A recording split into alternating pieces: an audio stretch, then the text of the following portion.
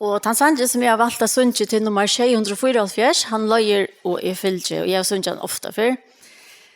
Det var som at man fettler at det så med sannsyn. Og her er en som gjør mer så holdt og trolig godt, lykkes siden jeg var 26 år gammel, og jeg er 42 nå. Det var til at jeg fikk tarmsjuk en periode, og jeg styrte i øyne, og jeg var øyne sjuk, altså like med det. Jeg hadde da ordentlig ringt, og så fikk jeg væskemangel endte i hospitalen og sånt.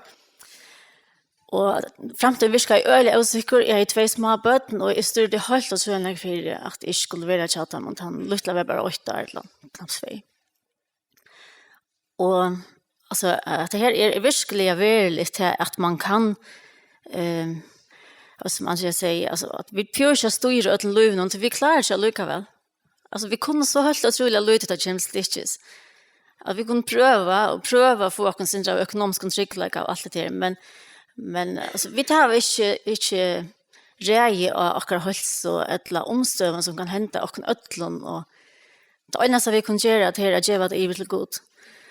Og det er fantastisk å vite at lykke mye hvert, så er vi trygg, begge andalige, og øsne, altså, evenløgjen og halsen, og vi vet at uansett hvert, så klarer vi at tog at han er vi.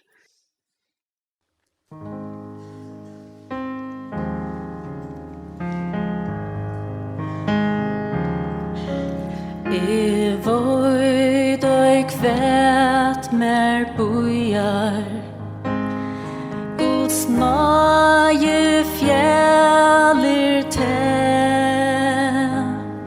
Han djever som genge fram, og en dag og sen og en dag, og under eim og løying hans, mun sal fru og gled. Og sti i sen sutje,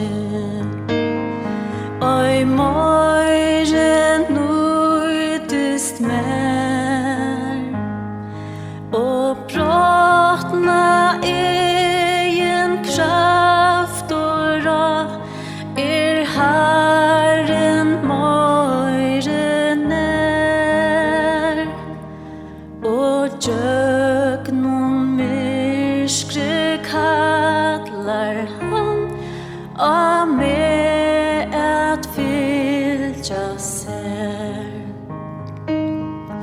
Han løyer og fylgje, og i honom kvile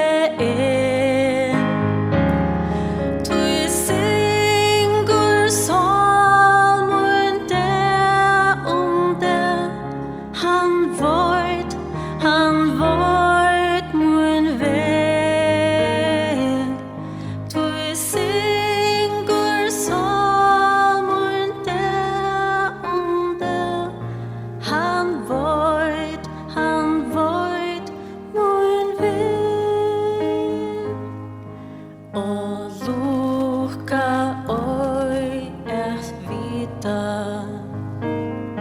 og sela fjalda loj, hans högra hånd mer heldur fast, han vil mer släppa oi, mun tro